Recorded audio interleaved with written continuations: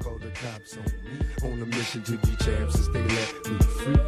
Prepare for combat, my adversaries crumble. Face it, I got a reputation for damage. Busters get ready to rumble. They lock me in a cell, have me trapped in a living hell. Though not guilty, I'm still in jail. Brother, I serve my time like a soldier. Maintain composure. My shadow boxing the fight to the death, busting boulders. Every boxer with a pair of gloves. Best give up love. Here's a man from the makings of a thug. A lethal weapon, mind sharp. And in my heart, there's a wish to shake the world with the flurry of my black fist. Now once a high school dropout, now I'm the $1 million champ. Who's the next to get knocked out? What's going on, everybody? Another episode of Cheap Seats Boxing Show. Angelo here.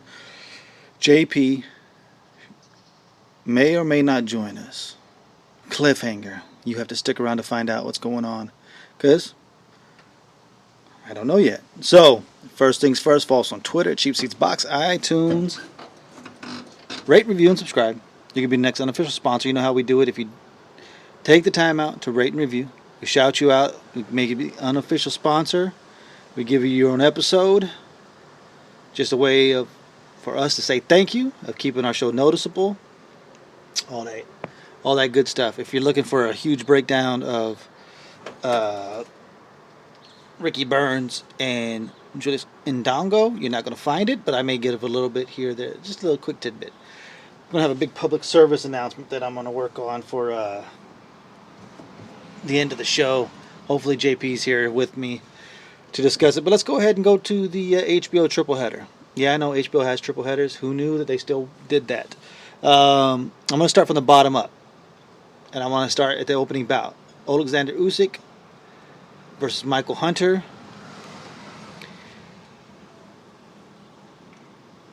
Now, you know, I was praising Usyk about the skill he has at 200 pounds. And he really does have the skill at 200 pounds. I think what you'll notice is that if you watch some of his earlier fights, I mean, I know he's only, 12, 13 fights in at this point, you're starting to see a transformation of his style. And he has not been as impressive in his last two fights. You know, he kind of stepped off the gas a little bit and was happy with, cruising to a pretty comfortable win against Glavatsky to win the title. But his two fights on HBO against Machunu and now against Michael Hunter have not been as impressive. In this fight, Michael Hunter seemed to give him fits at the beginning. Sticking him with the jab, using, movement and, just using good boxing skills to really keep Usyk off balance. Not letting him get comfortable in the whole situation. I think that's what you'll notice. That's what you notice. But I think what we're seeing here, and I think why he hasn't been as impressive, is because he is trying right now, and you can see it because he has a good amateur background.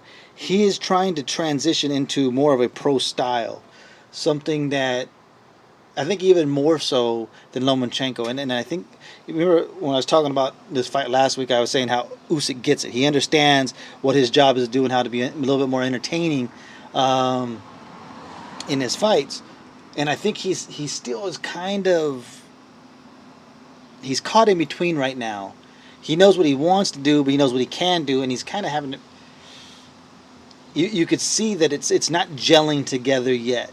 And I think as he's trying to get to a more fan-friendly style, I think you're going to see that he's going to get into a more comfortable situation, and more comfortable in how he's going to approach the fights. Having a good mixture of having the good boxing skills on top of being entertaining and putting his foot on the gas a little bit. There are some red flags. One red flag is the power doesn't seem to be as big as it looked like at the beginning. Even though, he beat up Hunter towards the end and probably could have got the stoppage and didn't, and we'll hit on that a little bit, because the referees had a very awful weekend so awful that Lawrence Cole was like, these referees are pretty terrible. And if you know anything about Lawrence Cole, he is the epitome of terrible. He could have got the stoppage, but and then he gets the stoppage against Machunu, but he doesn't seem to have that one punch power. And if what he says is true, or he wants to go to heavyweight, I think he's going to have to bring up some of that power, because if you're not really stopping these guys with 1-2 punches, there's really not much hope of you doing that at the next level at heavyweight. So that's a red flag. Another red flag was as off balance with his footing as Michael Hunter was. I would have liked to have seen Usyk take advantage of him kind of crossing his feet, like his front foot would actually cross in front of his back foot, leaving him not in very good balance a lot of times in those opening rounds, but he never did take advantage of it. So I'm kind of wondering, like, if you get somebody with pretty good footwork, how is he going to handle that? I don't know if he's going to actually see that, though. But hey, you never know. There could be young guys coming up, and maybe younger, smaller heavyweights coming up that may have that. That was the one thing, because if there's one thing I saw about Hunter, was not only he was game and he was sticking with his jab, but honestly, that was some of the worst footwork I've seen in a long time. Somebody who actually has a good amateur background, so it was kind of not the best look. But I think we're going to start to see a progression. And even though he has been kind of disappointing in his first 2 outings on HBO, I think we're going to see a little bit better version of him in the next 2 or 3 fights, as he starts to get more comfortable with the pro style, as he's trying to transition from the amateur to the pro style, and he kind of will figure out where it mends best and where it mixes together the best to get maximum results of easy work on top of having fantastic finishes. You know what I mean? Having something that people come back for. Kind of having stoppages maybe and performances like Kovalev had in the second fight. But I think for Usyk, that's what we're going to be looking for. It was it's like this. It was a hard-fought, comfortable victory. It was a competitive fight, yet still at least 8-4, maybe 9-3, depending on how you scored the fight for Usyk. So it was a comfortable win, but it was still very competitive. He's got stuff to grow on. He's only got 12, 13 fights in, so it's not like he's not a work in progress. He is. So we'll see where he goes from here. Now the undercard fight, I think that's where everybody kind of, a little bit of the eyes opened a little bit more. They kind of, by the third round, their eyes were pretty big looking at Alexander Kovalev. All right, so before we get to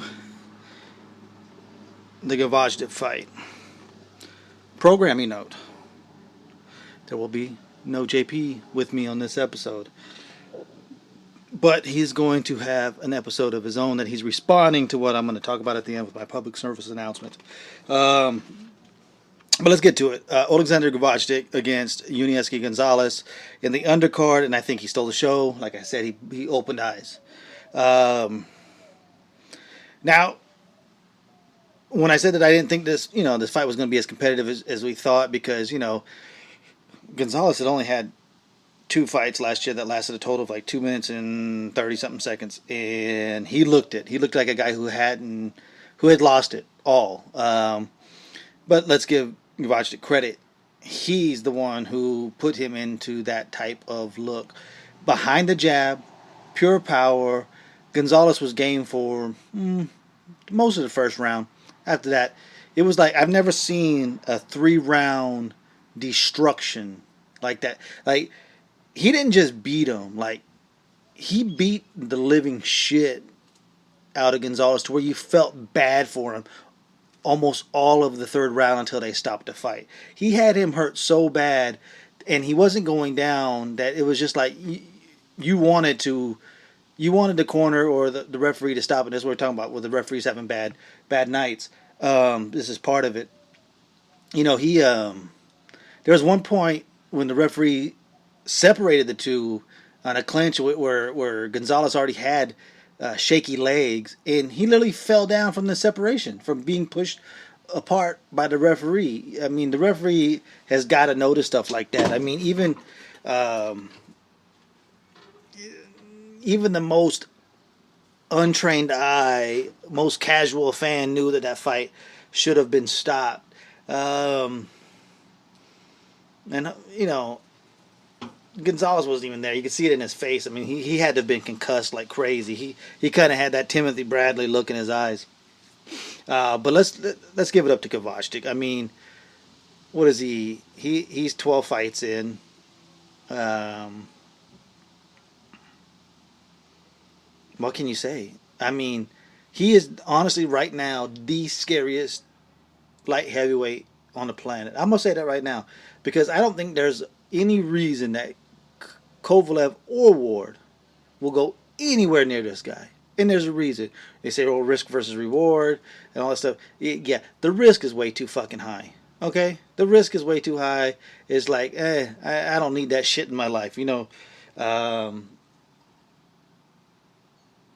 I don't know, man. I mean, his little run. I know it's been the second tier guys, but his run has been amazing. He has looked better against his opponents than Kovalev had looked against any of his opponents.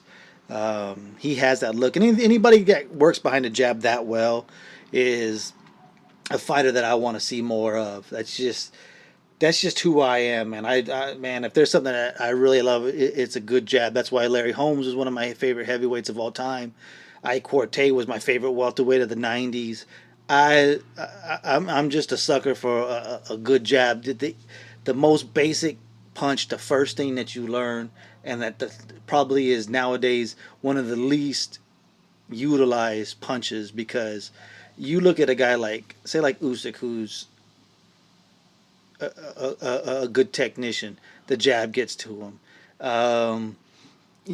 Floyd Mayweather, there was one punch that he had trouble with. It was that jab. He would get clocked. His head would go back from the jabs a lot. If there's one punch that besides the wild overhand that Maidana had, that got to him clean, it was jabs, straight lefts, man. That's why Zab Judah had such a early success against Mayweather for like the first 8 rounds. That was a pretty even fight through 8. But the jab is something that really opens my eyes. That's why that performance that Triple G had against Lemieux was like one of my favorite performances. When you have a jab that does that much damage and controls that much of a fight, you gotta love it. So Gvozdyk is a guy that I'm gonna be keeping a close eye on. A guy I'm probably gonna be rooting for. I don't have too many favorite fighters anymore. Somebody that I have to watch. There's people that I like to watch, but Gvozdyk is definitely one that I'm probably gonna be rooting for. Let's get to the main event. Well, hold on. I'm going to skip the main event. I'm going to slip the UK fight in there, because the main event with Lomachenko is something that's really going to lead into that and the Kovalev Ward. It's all going to go together. It's going to go to my little public service announcement. And it's actually really just my rant on fucking Twitter and all the bullshit that goes on with that, especially on the boxing side of things on Twitter. Okay, the UK fight. Let's get to that. Terry Flanagan, Peter Petroff in a fight that I think kind of went the way that I thought. I thought Flanagan was going to get a split decision. I thought Petroff was going to do a lot of work that people thought. Now, he didn't do as much work as I thought he would. It didn't take him long to get going, but I think he had a lot of lulls in there. Flanagan is a basic fighter. When I was talking about his straightforward style, he doesn't have a lot of wrinkles to his game. What you see is what you get with Terry Flanagan, and he's just a guy at 135. I mean, he's a title holder, but I mean, you put him in there. If you grab any 35 guy that you think is dangerous, Linares, Mikey Garcia, Robert Easter, I think they go through him, and I think they go through him easy. A guy like Lomachenko, he moves up, he goes through him easy. He's a decent fighter. Petroff got to his body. I think a lot of the work that he did was not counted for, and according to those scores, they didn't at all. count. I thought this fight was 7-5. Flanagan, it was a close fight. Somehow one of the judges got it. Well, one judge had it 118, 110, which was bullshit. And then you got the 120 to 108 card, and you're like, what fucking fight were you watching? You know, when I said the UK was going to side with their guy and maybe give him a controversial decision, he won the fight, but the decision was still controversial. CJ Ross was like, what fucking fight were these guys watching? Not a good weekend for refs or for judges. I honestly, you know what? Flanagan, he really doesn't need to go after one of the other champions. He really needs to get paid with that Crawler fight. And if he gets out of there, then he can have a cash out against one of the other champs, because he really doesn't bring much to the game. He's a decent fighter. If he wasn't bigger than most of his opponents, and especially Petroff, he probably loses to a lot of guys, man. He's basically winning a lot of these fights based on size. There's really not much else. Okay, let's get to Vasyl Lomachenko, Jason Sosa. I have, and you can tell by our preview of the fight last week. When people were talking about this, was, you know, he's game, Sosa's game. Game is fine, but game is a way of saying he's way fucking out. He's way outclassed in this fight. He has no shot. And I think that's what you saw early on. Sosa, if you can find a point where he won 10 seconds of any 10-second spurt of this fight, go ahead and put that up on Twitter and let me see it, because I didn't see it, man. I mean, he just totally picked Jason Sosa apart. And it gets so easy sometimes for Lomachenko in there that, you know, it's almost like he keeps himself entertained. Let's just get to the controversial part. I didn't find it very controversial. The taunting of Jason Sosa with the Matador thing, the wild punches, the grabbing of the stomach. Look, Jason Sosa talks shit, and you're getting your ass kicked. So I could care less if he is showing him up. And yes, it was showing him up. There's no way around it. He was fucking showing him up, a guy who was beating his ass pretty easily. But it doesn't shock me. Why would it shock anybody? That's what I don't get. Why does it shock anybody? Look, as supremely skilled as Lomachenko is, he came into the sport as a diva. He's a fucking diva. His view of himself, you can't have a bigger view of him than he has of himself. That's just the way it is. If that wasn't the case, then he wouldn't have been demanding to have a title shot on his first professional fight, which he didn't get, because you got to get a fight to get ranked to get into a title shot. So he got him his one fight. Second fight, he goes in for a title shot. He was such a diva that Orlando Salido said, fuck you, I ain't making this weight. I can't make this weight anymore anyway. So fuck you, I ain't making it. Sue me. You can get out of the fight if you want. But he wanted that title so bad that he's like, no, I'm still going to go for it. And got taught a professional boxing lesson. Not that Orlando Salido outboxed him, but professionally, he taught him a fucking professional lesson about the game and how much difference it is between the pro and the amateur styles. Lomachenko has since learned from that and has grown from that. So it wasn't like it was a bad thing for him.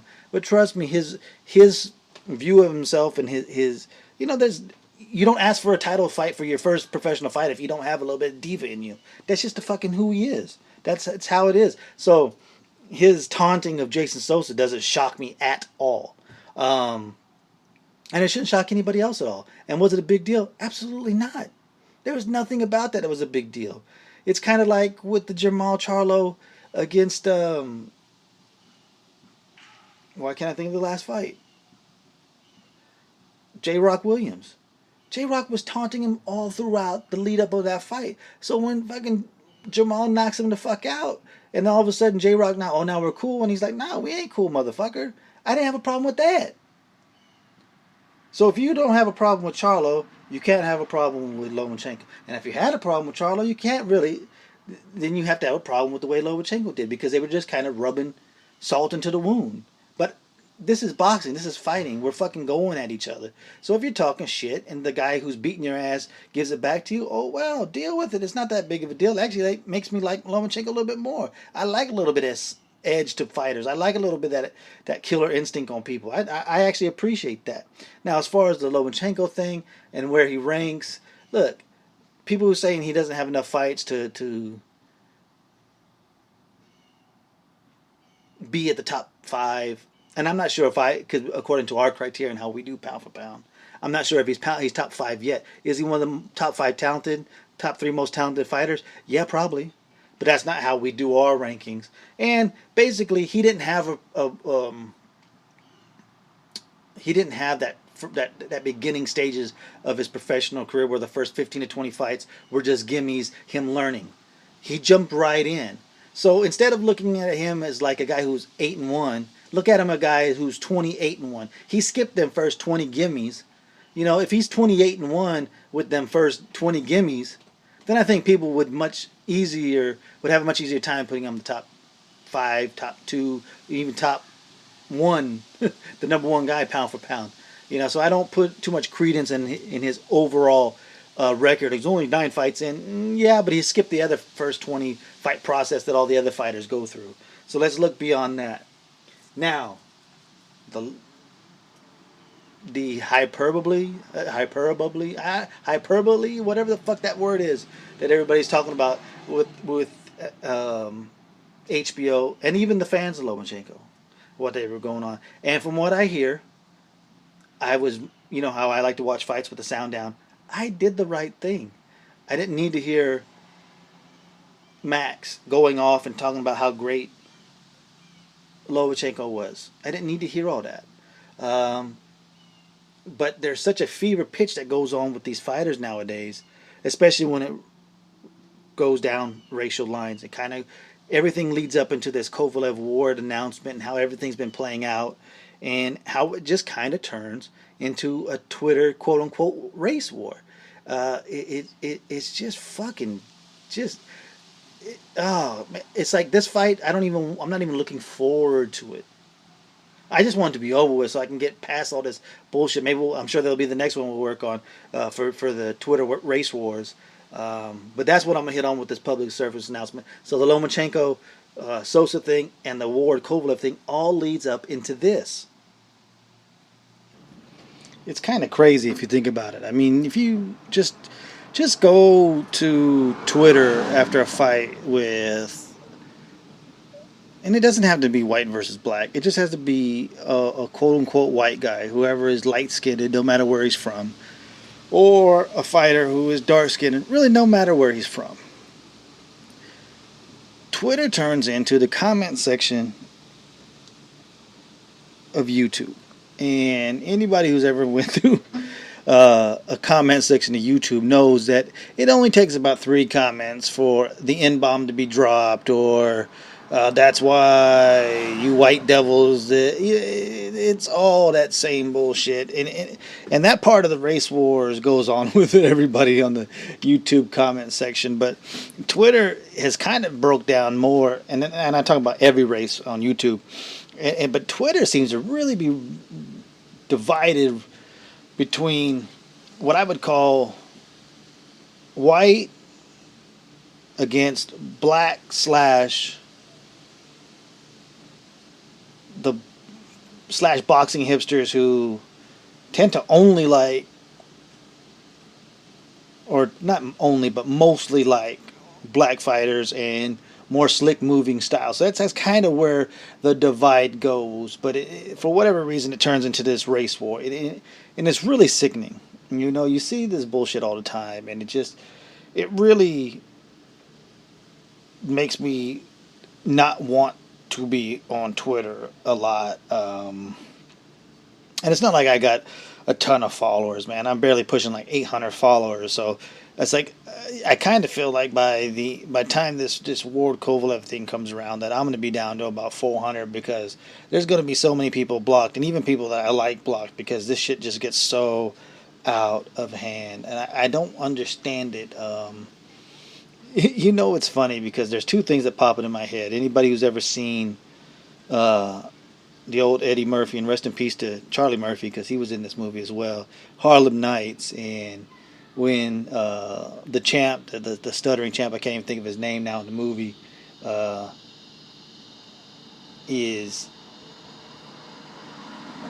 getting ready to fight, and he gonna kill that white boy and all that stuff. But when you see the fight, it's like literally one half of the crowd is black, one half of the crowd is white, and every time the white fighter lands a punch, everybody goes crazy. Every time the black fighter lands a punch, the other half jumps up, and that's kind of how it feels sometimes on Twitter, and that's the one thing that goes into my, like, pops into my head. It's like, oh my god. And then the other part is the old Chris Rock special when he was talking about the OJ verdict. White people too mad, black people too happy. And that's kind of how it goes. When a white fighter does something, it seems like white people get too pumped up about it, and black people get too defensive about it. And the reverse is absolutely true. When a black fighter looks amazing, the black people tend to go, and this is generalized, so this isn't everybody, but it's just what it looks like when you watch when you see Twitter. Black people get too happy, and white people get too defensive, and then it's back. Well, this guy could beat your guy, and Mayweather would get beat by this guy or that guy, and oh yeah, well, Vontae Davis could beat Lomachenko hands down, or it was the Ward Kovalev thing and the Ward Triple G thing, and it's just like, what the fuck do you guys get out of this? These fighters don't, let's be real, these fighters don't give a fuck about any of you guys. All they care about is that you want to buy the ticket and you pay to make sure that they get their purses into a spot where they want it. And that's really the extent of whether or not they care about you. So there's no reason to get worked up into a frenzy over this shit. I don't understand it. And that's why on the outside, being Mexican, yes, I'm half white, half Mexican, but trust me, when you are biracial, one side kind of wins over the other. There's just no other way around it. And on Twitter, you don't see it as much, and maybe it's just the people that I follow, and people, because I don't follow a ton of people. I generally only keep it on boxing, and if something gets too political, I tend to mute them, so I don't hear any bullshit. But you don't see it as much with the Mexican fight fans, and I think the reason for that is because we're too busy fucking downgrading our own fighters. You see how many Mexicans shit on Canelo, shit on Chavez Jr. I mean, I'm the one who called it when I was on Leave It in the Ring. And I said if Canelo didn't fight Triple G right after he fought the Khan fight, not only were people going to turn on him, but people from Mexico and people that have respect will turn on him. And that's exactly what happened. From Chavez Sr. to Juan Francisco Estrada. Trust me, we shit on our own. So, like, we half the time we won't even notice if somebody's bagging on one of our, quote unquote, one of our own fighters, because we're too busy doing that shit ourselves. But this race war that has been just, I don't know. To me, it seems to be getting worse and worse with every fight that is either a white versus black fighter, no matter where the light-skinned fighter is or the dark-skinned fighter is from. It doesn't matter.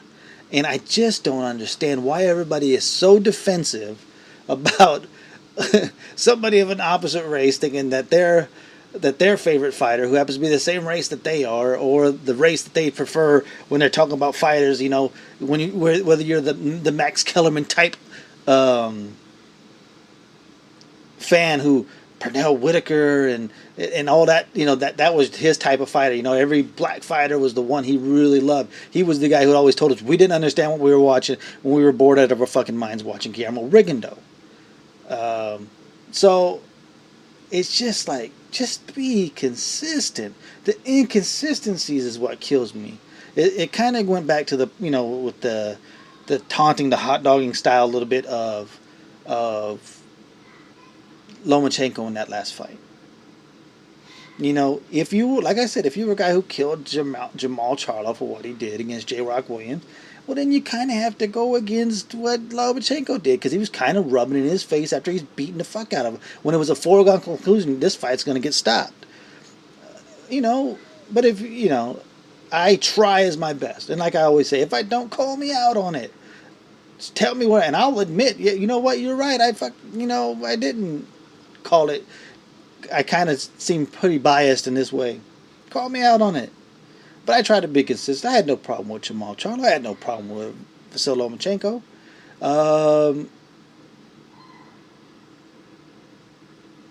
Let's see. I can go to the Vontae Davis. There was a couple of fights back when he knocked the fighter out, pretty much out, and he kind of was doing a dance in his face. That I kind of have a problem with, because it's like, well, let's make sure that this motherfucker's okay first. That's when it's over the top, man. I don't like that shit. You know what I mean? I don't care who does it. Don't do that. At least make sure that the fighter's okay. If you celebrate and you run and jump on the ropes, I think Robert Easter that same night did it, but he did it as he's running to the jump on the ropes. No problem with it. I have zero issue with it, because he's excited. He had a big knockout. It's kind of like Lemieux against Stevens. He celebrated. Yeah, he celebrated. Knocked Stevens the fuck out. So, but if they're not doing it in their face, then I really generally don't have an issue with that. I mean, that's really the gist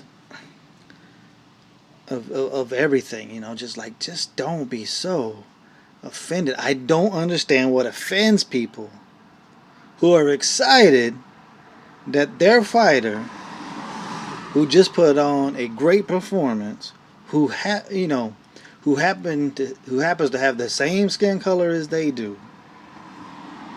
I don't understand why that offends people when they go on there talking about everybody's going to overstate things. That's part of being a fan. Your team is always the greatest, no matter if they fucking suck or not.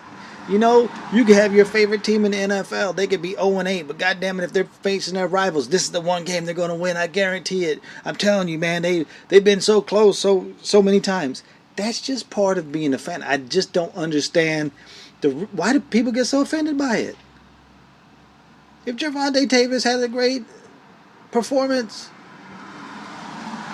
so be it. Who cares? If people think that Danny Jacobs beat Triple G, who cares? I scored it for him. That doesn't mean I thought he fucking dominated. I mean, Triple G's a hype job. I just happened to score more rounds for Danny Jacobs in that case. But why? I don't understand why people get so damn offended. And the thing is, another thing too, if you're the fan of that team, not only, okay, look, let's be honest, everybody does it, and they kind of antagonize each other. Whether you're saying the dummy graphic, which has evolved, but really it started from a place of just trying to say black fans and tend to be black guys who do YouTube shows. And I think that's what Twitter has kind of become, a kind of a microcosm of the YTBC is what they call it. Because that's why I don't do too much YouTube stuff, because I just don't like it, the direction that it goes a lot of times. But you see people who, yes, they tend to be racially biased. But so fucking what? Who cares? Then don't listen to them. Block them on Twitter. Don't follow their goddamn YouTube channels. And the same goes for the black people looking at the white guys doing the shit. Who gives a shit if you ain't worried about it? Everybody says, I don't care. Yeah, honestly, you must. You must care a little bit. Because it seems to really, really strike a chord with people. And I've never truly understood it. I just don't get it. I just don't care. And that's why, like I said, a lot of times if I see that stuff, I tend not to block, but I'll just mute them.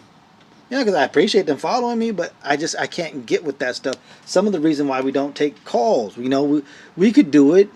We have it set up that we could do shows on Blog Talk, stuff like that. I just don't want to be associated with callers that do stuff like that. Or you know what I mean? If that's their thing, that's their thing, and I'd stay out of it. I don't tell anybody that they can't do it. It just floods my fucking Twitter timeline every time one of these fights come on, and I feel like the Rodney King thing. Can't we all just get along, man? God damn, it's sports. It's really not that important. Any sport is not that important. This show isn't really important. This is just for entertainment. It's supposed to be fun. Why does everybody want to take the fun out of the sports? I don't get it. You can be a fan. Just don't rub it in people's face. Oh, my guy looked great, so he's going to beat your guy. It's like, oh, God, now you're just trying to start shit. And for whatever reason, that tends to break down racially. Black fighter versus white fighter versus black fighter. It all just needs to end. I appreciate everybody listening to me rant. I had to get that off my chest. That's my public service announcement, man. I'm just trying to make boxing Twitter great again. That's all. That's all. And I'm sorry about messing up the hyperbole word. I'm not like Donald Trump. I don't know a lot of great words. I'm sorry. I really am. But I really appreciate everybody who's listening. Trust me, you're going to get... Listen to this one first. Please, please, please, please. That's why we're going to... This is going to be 227. Next one's going to be 228. JP's... That way that you listen to him in order. Because JP is going to give his version of it. And that we're giving... And we're going to get the opinion of somebody who kind of is on. Who is part of that one. Because we're talking about white and black. He's going to give his version of it and his opinion on it. And you guys decide. Let me know on Twitter. You can follow us at Cheap Seats Box. iTunes, please rate, review, help us out. People, I really want you guys to start retweeting the show. It's a simple thing, and I'll tell you why. Because, we did the Patreon thing, and I never really liked pushing it, and that's why I only mentioned it a few times. Because I really don't ever want to burden any of the listeners with any financial things like that. But I do want to try to get at least some local sponsors, because I want some free shit, guys. I want some free beer. That's really what I want. I want some free shit like that. So if you guys could push the show by retweeting the show. I don't give a fuck if you got 50 followers. Just retweet it for me, please. It's going to help get it out there, and then that way when I push to, because I'm going to hit up some guys locally, hopefully if they want to sponsor the show, and if you push that on them, that they're retweeting the show, and then there's a lot of social media interaction with it, I'm more likely to get it. So if you guys can help me out that way, you can email us, cheapseatsboxing@gmail.com. Questions, comments, anything like that. Give me your opinion on this, one way or the other. I don't care. I mean, I hate when I say I do that too much. When I say I don't care, I do care. It just I don't get upset either way. That's really all I'm saying. I respect everybody's opinion on these things. So if you could email me, tell me what's going on with it, everything like that. We appreciate everybody listening. You're going to get JP's rebuttal. But remember, people, this is where the fighters fight and the fans commentate. And we do it just like you from the cheap seats. Because we ain't buying no tickets, goddammit. Peace. Again, I'll be the next heavyweight champion. Call me crazy, but no one can fake me. I'm the product of the projects. Lost me crazy. Throw your hands up, Mr. Bruno. Ride. Big Mike Tyson about to brutalize that ass tonight. No hesitation for the whole nation. I beat that ass so bad I probably violate probation. Through demonstration as I strategize information. Intensification.